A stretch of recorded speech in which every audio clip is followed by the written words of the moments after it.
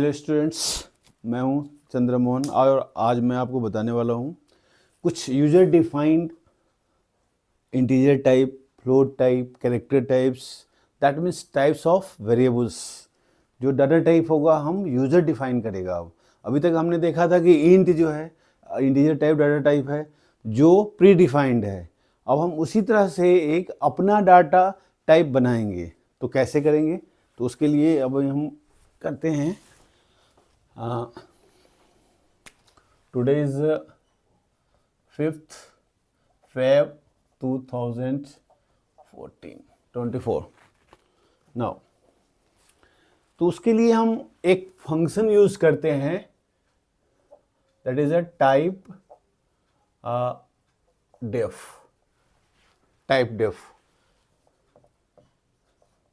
It is used to define the user type data type। जैसे हम पहले करते थे int x, char y, float z, इस तरह से हम डिक्लेयर करते थे एक्स वाई जेड। कुछ भी हमें इंटीजर या कैरेक्टर या फ्लोट डिक्लेयर करना हो। अब हम अपना ये इंटीजर टाइप या कैरेक्टर टाइप या फ्लोट टाइप है, हम अपना डिक्लेयर करेंगे। तो कैसे करेंगे? By the use of typedef. Typedef is a system defined function through which can we define the user data type. तो इसका सिंटैक्स क्या होगा? इसका सिंटैक्स होगा hash typedef and data type and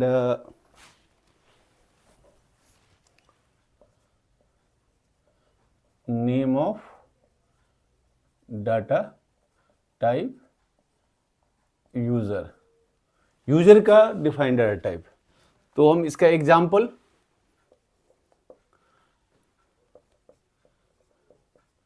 type def int and data type हम ले लेते हैं, सपोज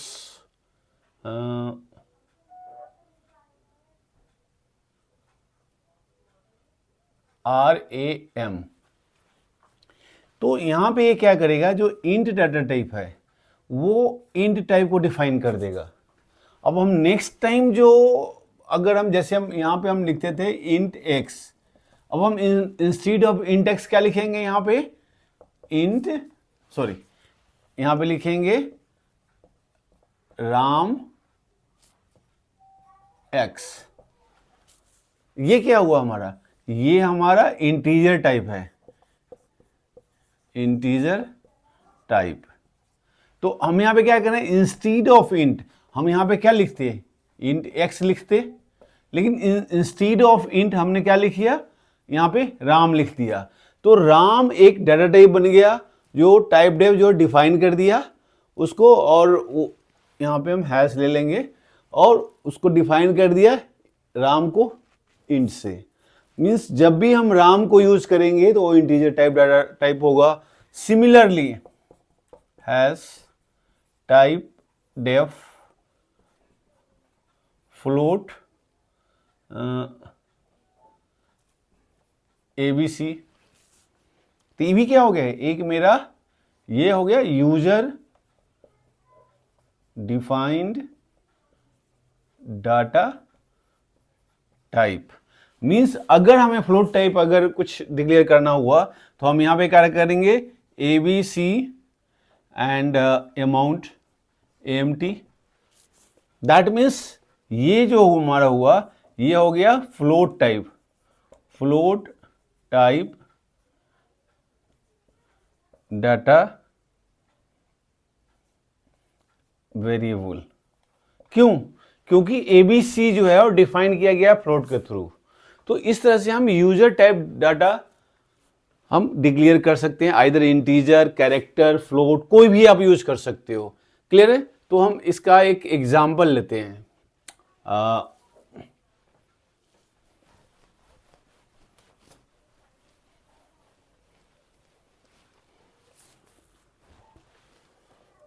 as include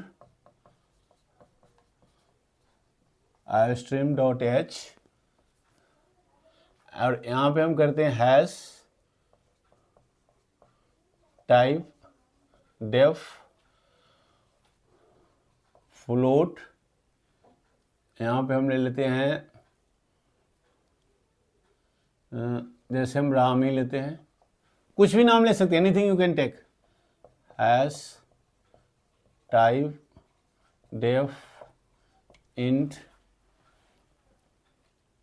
ABC ले लिया, void मेन, अब हमने यहाँ पे लिया राम और यहाँ पे ले लिया हमने AMT और यहाँ पे ले लिया ABC और हमने यहाँ पे ले लिया X। ये हमारा हो गया फ्लोट और ये हमारा हो गया इंटीजर।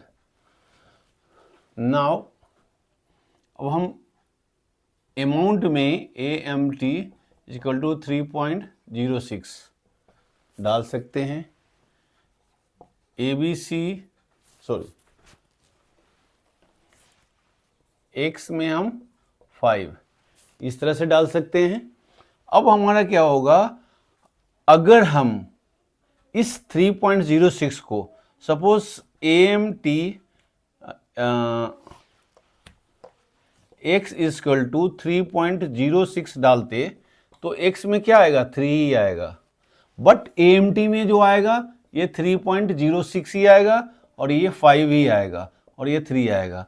बिकॉज अगर हम जब भी फ्लोट वैल्यू को इंटीजर में डालते हैं तो उसका इंटीजर पार्ट जो है, इंटीजर पार्ट को ही स्टोर करता है, because X is a integer type, ये इंटीजर टाइप है। और क्यों? क्योंकि इंट हमारा ABC है। क्लियर है? तो अब हम यहाँ पे मेन बंद कर देंगे। तो ये हमारा एक छोटा सा प्रोग्राम है जो डिफाइन करता है कि how to define a user type data. Now similarly हम एक और फंक्शन यूज कर सकते हैं, लाइक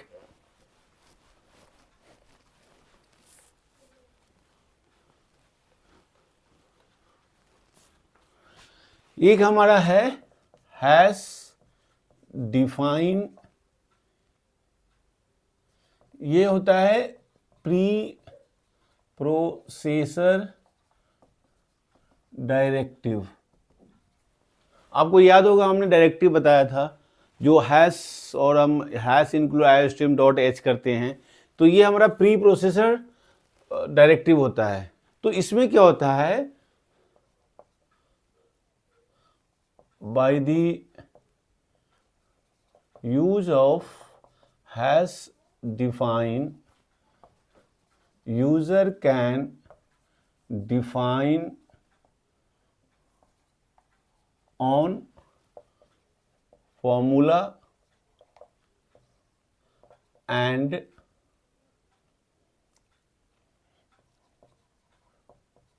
variables खुद से डिफाइन कर सकता है।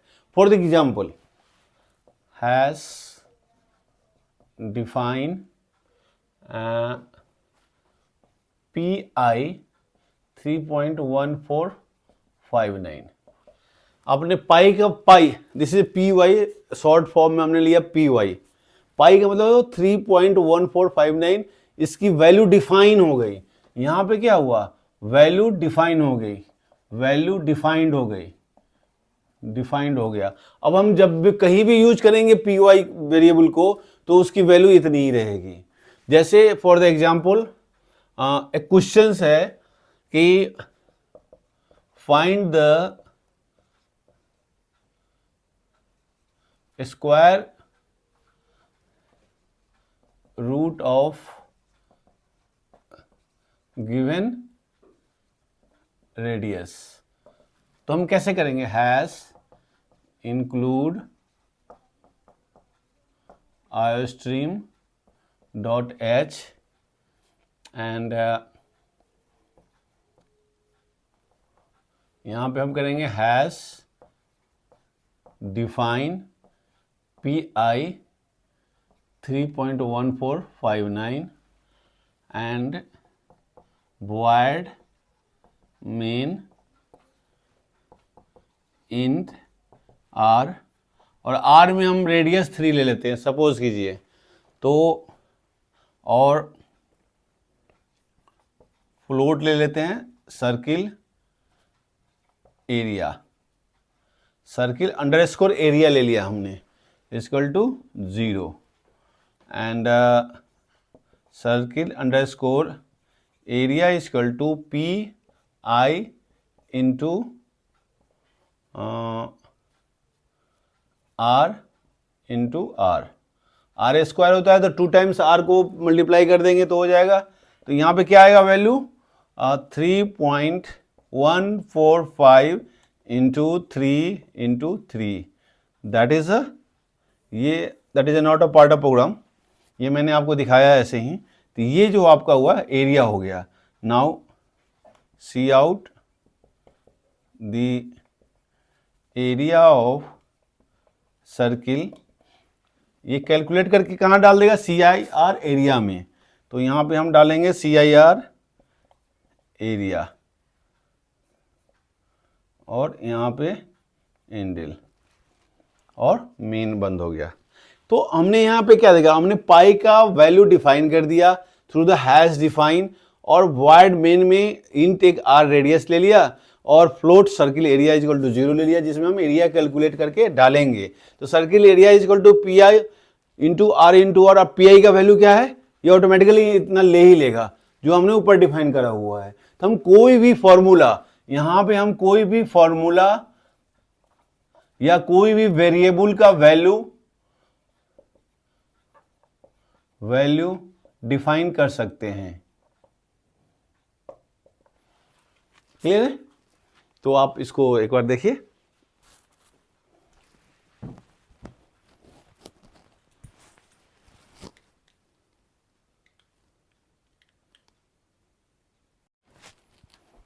Now similarly we can also define the value of variable like hash define max is any variable, max is 10। तो ये क्या करेगा, मैक्स में 10 डाल देगा। Similarly we can define hash define name और डबल कोट्स में मैक्स इक्वल टू 10 डाल देगा। डबल कोट्स में व्हाट, मान लो कंप्यूटर साइंस, तो ये नेम में क्या करेगा, कंप्यूटर साइंस डाल देगा। तो ये आपका है हैश डिफाइन। अब नाउ एक होता है हमारा माइक्रोस। माइक्रोस में क्या होता है, माइक्रोस मीन्स हम एक रेडीमेड फंक्शन बनाते हैं, उसको हम माइक्रोस बोलते हैं। एक रेडीमेड फंक्शन को हम माइक्रोस बोलते हैं। तो माइक्रोस आर एक बना बनाया फंक्शन होता है जो यूजर बना सकता है, built in function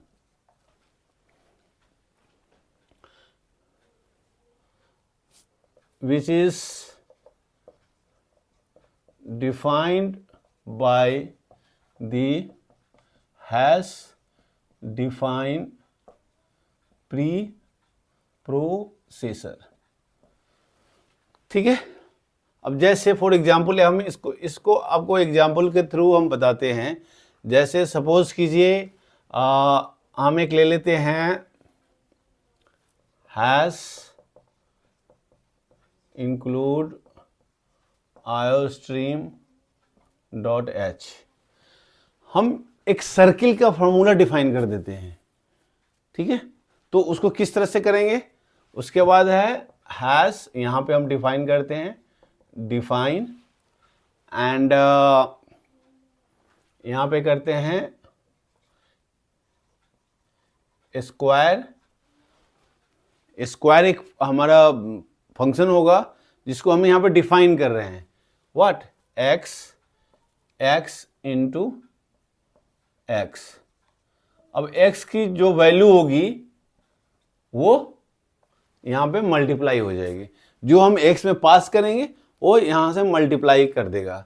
अब हम यहाँ पे क्या करते हैं, अब void मेन ले लिया और यहाँ पे हम एक कोई भी सर्किल का एक हम वेरिएबल ले लेते हैं। तो सपोज कीजिए इंट एक वैल ले लेते हैं इक्वल टू 5, हम डायरेक्टली इनिशियलाइज कर देते हैं, हम कोई एंटर नहीं कराते, और इस 5 को हम है ना पास करते हैं। Now see out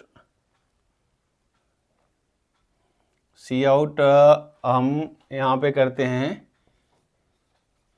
square, what, well.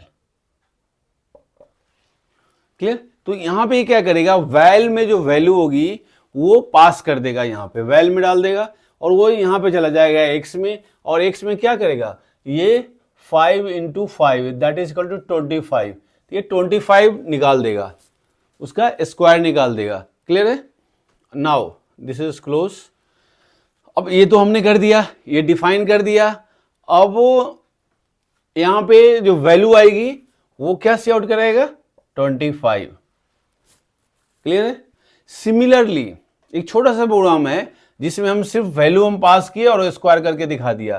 तो इस तरह से हम किसी भी फॉर्मूला को डिफाइन कर सकते हैं और यहाँ पे हमें ज़्यादा कुछ लिखने की ज़रूरत नहीं है, जो भी हम लिखेंगे हम वहीं पे लिखेंगे, डिफाइन करेंगे और इसमें वैल्यू वो कैलकुलेट करके दिखा देगा अकॉर्डिंगली आपने जो डिफाइन करा हुआ है।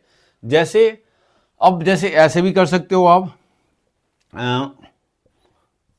जैसे हैश डिफाइन PI 3.1459, ये हमने यहाँ पे क्या किया, पाई का वैल्यू डिफाइन कर दिया, फिर हैश डिफाइन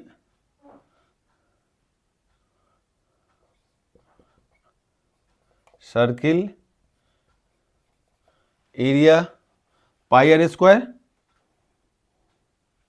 तो आपका क्या हो जाएगा, ये PI into R into R। तो अब R की जो वैल्यू होगी वो ऑटोमेटिकली ये कैलकुलेट करके दिखा देगा, क्योंकि हमने जहां भी हम इसको कॉल करेंगे इसको, तो ये हमारा बिल्ट इन फंक्शन हो गया। तो this is called your macros, that is a built in function.